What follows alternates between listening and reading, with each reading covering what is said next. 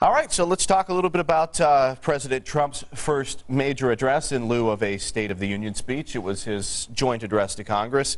Was this the most presidential look for Donald Trump so far? Sure, but it was a very low bar, I think. You know, for President Trump, there were very low expectations going into this, and so I think even if he just sounded somewhat normal, that was presidential. And so I don't think it was anything remarkable. I don't think it was anything, I don't think we should be normalizing the things that he said.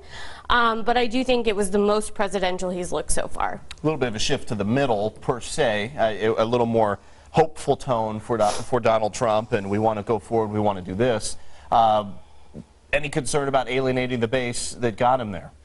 Some of the base probably will, but look, most of the conservatives knew going into this race that Donald Trump was not a movement conservative. He was not the philosophical heir to Ronald Reagan. I mean, we all knew that, and so it's somewhat expected. And I think the moderation that we're hearing about where on the illegal immigration front is actually a good thing. I've never been supportive of deporting 11, 10, 15 million people, but you got to find a way to do that in such a way that both the Democrats and Republicans can come together to actually pass a bill. And I think what we're seeing and what we saw in that speech was Donald Trump doing what Donald Trump does best, negotiating. And he's negotiating from a position of strength now, and he knows his audience. I mean, it was not a rally in a stadium, it was in Congress. And so the words and the positions were pretty much the same as he's been saying. He just said it differently. It wasn't a reset, which a lot of people are trying to claim. It was Donald Trump being Donald Trump, just in a different manner. The compromise bill that was talked about leading up to it, up to the speech that perhaps Donald Trump was going to call for on immigration, did you hear any notes of that in the speech, any sort of compromise or anything acceptable? I didn't hear compromise. I think Chuck is right. You know, he was in front of Congress. The tone had to be different. But I didn't hear notes of compromise. In fact, there were some audible gasps and groans throughout the speech. I don't think there was that olive branch extended. I think it was more of the same from him. And for me, you know, especially when it comes to immigration, I think some of his stances that he talked about throughout the speech were very extreme. And we were in a group setting with multiple people watching the speech, and it did not go over well. And so for me, I think it's more of the same. It's more rhetoric and more extremism coming out of Donald Trump's mouth. That's a good point. The setting, what was the setting that you watched the speech in? Were you at home with the family? Were you with fellow conservatives? How did you watch? I was home. I watched it on television. And I would disagree. I think that, you know, the tone may have seemed a little bit different, but there were things in there that Annette will never agree with. I mean, she doesn't like Donald Trump. She'll never agree with it no matter what he said. But there is a portion in the electorate who is just now getting used to seeing Donald Trump, and they saw him in a different light in that speech before Congress, and his support is just going to continue to grow. I mean, let's face it, he's brand new. He's never been a politician before, but he's a very, very quick learner. And he surrounded himself with some very, very good, talented people with a lot of experience, maybe not necessarily in government, but then again, the people with experience in government are what got us in this trouble in the first place. So I think he's going to be absolutely fine, and I think his support's going to continue to grow. What do you make, Annette, of this new voice division in DHS, essentially victims of crimes committed by people here illegally? What do you think of this new office? Yeah, that's actually the part of the speech I had the biggest problem with. And you're right, it's something I'll never agree with Donald Trump on, because I think it's extreme and it's radical. And it's a division set up to basically undermine what America is made of. In that we are made of immigrants. We are made of immigrants, and my grandparents were immigrants to this country. And it's to set up fear, and it's to create division within our communities so that we're pitting immigrants versus American citizens. And, you know, unfortunately, and I know this is going to rile you up, but this is the kind of thing you saw under the Nazis. They set up the same kind of division to go after the Jews, and they set it up so that they could find ways to undermine Jewish people within their communities. And there were propaganda machines set up to put, you know, crimes in the newspapers. It's the same exact principle that happened in Nazi Germany. I did a lot of research before coming on the show about it. And the comparisons are very troubling to me, and I don't think this is the right tactics we should be using. If you actually look at the statistics and you look at the facts, Immigrant people commit very few crimes. They want to fly under the radar. They don't want to be in trouble. They don't want to be in the public eye. And so if you look at it compared to, if you look at the statistics compared to American citizens, most of those people are not committing crimes. And so we're setting something up to highlight very extreme cases that that do not happen very frequently. Go ahead and jump in there, Chuck, if you want to. Yeah, that's, I mean, it's so shameful. I don't know That's how okay. you can continue to embarrass yourself by saying things I'm not like embarrassing this. I know myself. you're not embarrassing. That's what's a shame about it. No, Donald Trump should be Here's the fact of the matter. embarrassed. This is what you just said is the typical fake news diatribe where you confuse and you always leave the one word out. We're talking about illegal immigration. No, they're not undocumented legal. people. They're not undocumented. Well, they're Yes, they undocumented are. because they're here illegally, and it's illegal immigration. That's what They're the still issue's human about. beings, and this Okay, principle, go ahead and continue, and they then are I'll finish. Go ahead. No, go ahead. Okay, well, They're thank still you. human beings. Yeah, nobody said they weren't human beings, but they're here illegally, and that's why they're undocumented, Sure. because they don't have documents, because they're not here legally. The fact of the matter is, now I met some of these moms that Donald Trump had put through during the campaign that he featured at some of his rallies, whose kids, whose children or loved ones, husbands, were killed by illegal immigrants. Illegal immigrants killed them. And their stories are just heartbreaking. These people who murdered their family members never should have been in this country in the first place. And the fact that Donald Trump, President Trump, has set up an office to take care of these folks and to put some focus on the destroyed lives that these illegal immigrants have caused for these American families, I think is a good thing. And it's just very striking that you find that to have been the worst thing of that entire speech. It is, because you should not be using these victims of murder, which, yes, it's very tragic what happened to their family, and I'm not discounting that. But he used those people as political pawns to set up a system to go after undocumented people simply because he doesn't want them here. And he's driving a wedge in our, hang on, now let me talk. He's driving a wedge in our communities, pitting people against undocumented people. And I find that to be shameful, and you should be ashamed of that too. That's not what America is about.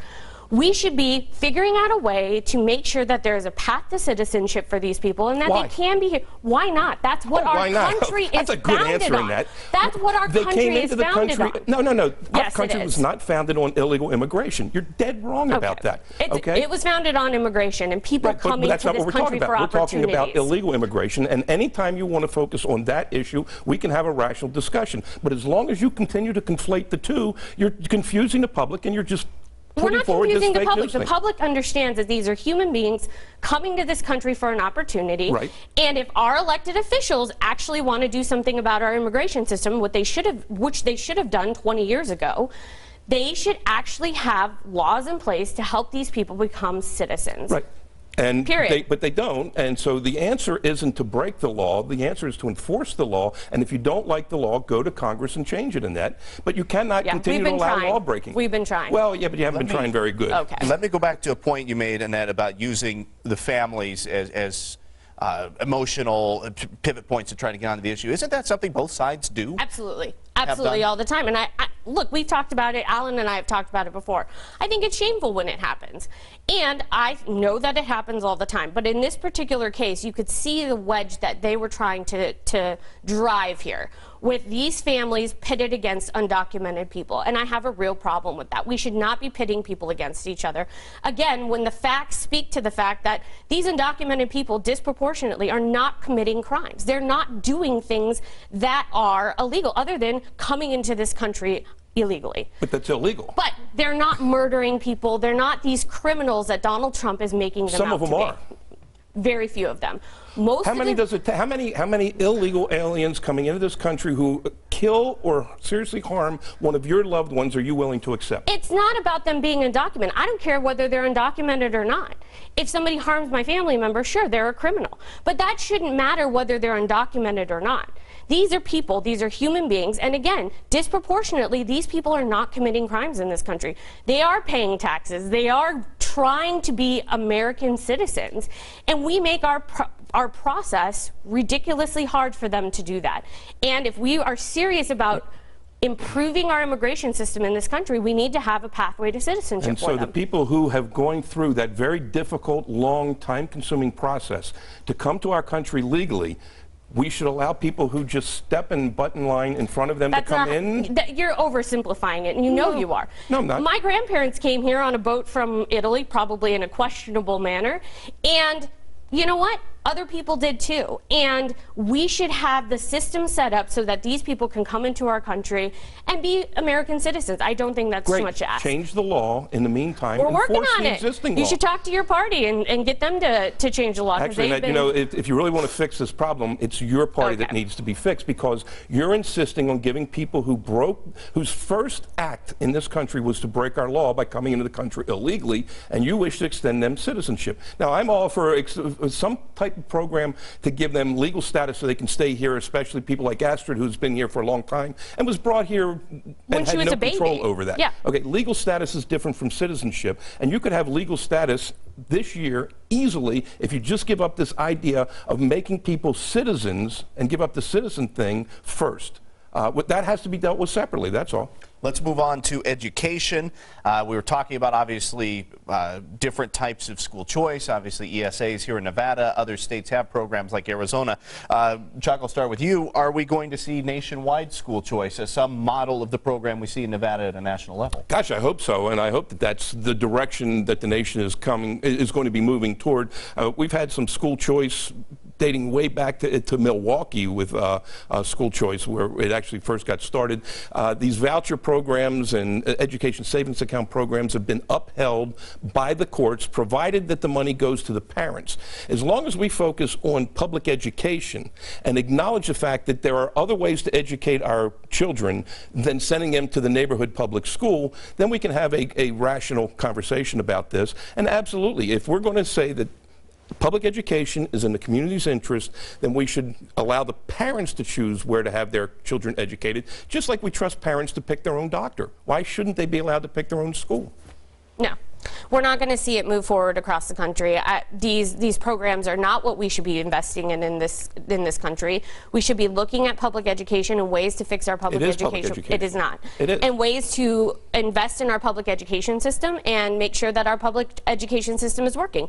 Look, Betsy DeVos, we opposed her nomination because she is so tied in with the school choice program, with the voucher programs, with charter schools, and those are the things that we oppose because we want investments in our public schools. That's what this country is founded on, and that's what we should be investing in. This country was not founded on public schools. How can you public even say education, that it was too. Public education is different from public schools. But public education is public schools. When this country was founded, parents were responsible for their children's education, not the government. And all we're saying is put the parents back in charge of education. If you trust a mother to pick her child's doctor, her child's dentist, why don't you trust that parent to pick their child's teacher? They can pick their teachers within the public schools. They absolutely can. Yeah. It's like Henry Ford's. You can have your car in any color you want as long as it's black. I'm publicly educated. I love our public schools. My mom works for the Clark County School District. She works at the elementary school that I went to. I think our public schools are doing just fine. That's great. And I believe that the investment of my tax dollars, especially for someone who has no kids, should go to our public schools. That's where I want my tax dollars going, and at the end of the day, that's what our country is built on, is public education. Right. And I don't think Betsy DeVos should be making money off of our kids. Okay. That's what this is about. You always try to distract and take us off the subject. No, it's not distracting. That's what the bottom line is. You may support the public schools, and if you had children, maybe you would want to send your children to a public school. No, I wouldn't. I believe in our public schools. You wouldn't want to send your kids to public schools. Okay, no, I would send my kids to public schools. But there are other parents out there who do not want to send their kids to a government-run school. And they should be afforded the same choice. They can. And what's really unfortunate is that if you're a wealthy individual, you can afford to send your kid to a private school. But if you're poor or middle class, you don't have the financial resources to be able to do that. Vouchers and education savings accounts allow low-income and middle-income families to have the same choices that wealthy families have, and you're opposed to parents making decisions. No, I'm opposed to you setting up a system for people to fail, because you can say all day long that $5,800 is going to get a low-income family to be able to go to a private school, but we know that's not true. But we know it is true. That isn't how the math works, and you don't want these people taking out loans to get their kids into a private school that they simply can't afford. Instead, we should be using that decision for them, we should be using that money. Why do you think you should make that decision? Because that is what our public tax dollars are for, is our public schools. No, it's not. Yes, it is. Public tax dollars for education are for public education, which does not necessarily mean public schools. Charter schools is not public education. It's not. Charter schools are public education. They're part of the public school system. Private schools and charter schools are set up to make money off of our children's backs. That's not what a public school system does. Well, okay, none of that is true, but that's okay.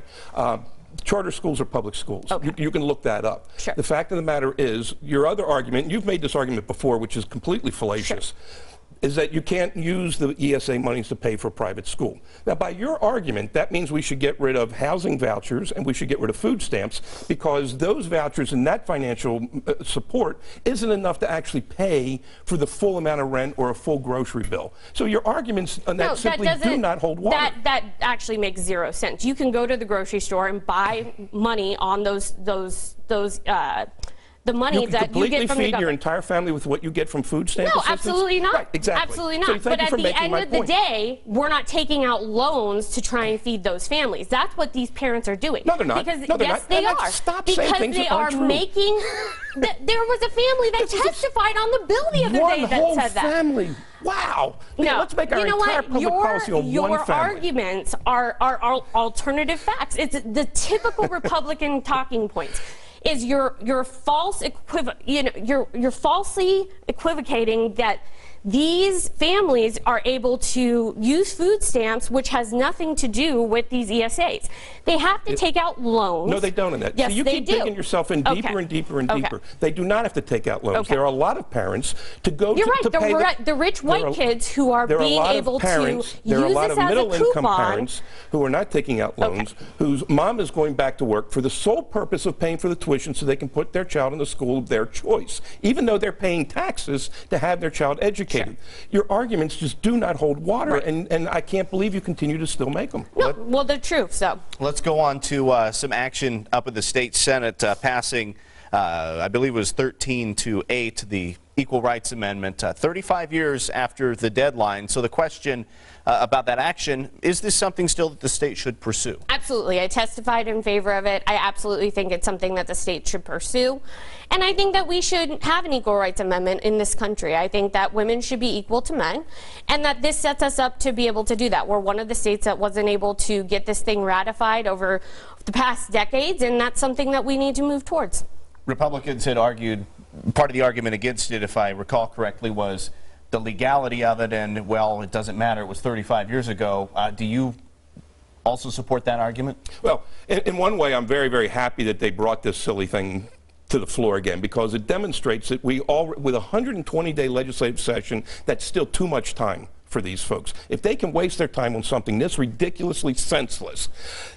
The Equal Rights Amendment was rejected by the legislature in 1973. It was rejected by the legislature in 1975. It was rejected by the legislature in 1977. It was rejected by a vote of the people in 1978. And it was killed in 1981 nationally. And now 30-some years later, the Nevada legislature, under new Democrat control, this is the first bill that they want to bring up and they want to pass, is to argue something that's been settled and dead for over 30 years. Congratulations. We need to go ahead and bring these legislative sessions from 120 days maybe down to 20 days. They have too much time on their hands. Is the argument more then that it's not necessarily it's against women or anything? It's the argument of it's a waste of time because this is an issue in the past? That's the it's not against women. Women have equal rights in this country. I mean, it's in the Constitution already. Everyone has equal rights in this country. So this is just, it's political theater is all it really is. And you talk about divisive, that's what this is. It's the Democrats trying to pit women against the Republican Party. That's all this is. It's political theater. Well, there were Republicans who voted for it yesterday. One Republican, not Republicans, one. Great. Heidi Gansert voted for it, and I thought it was great. I'm glad to see it. And so, you know, and she voted for it in committee as well. I'm glad. Look, that all happened before I was born. I'm glad to see that this is finally coming back to fruition and that we're going to finally have an equal rights amendment in this country. I think it's time, and I think that we should have done it a long time ago, and I'm glad that the old ideas are hopefully starting to fade away and that, you know, there's some new ideas. And I'm sorry, Chuck, but women are not truly equal in this country. And I'm sorry you feel that way. My wife doesn't feel that way. Well, guess what? Other women do feel that way. And so I think it's the right time for it to happen, and I'm glad to see Nevada moving in that direction. All right, that's where we'll leave it this week. Thank you both for coming in. Thank you.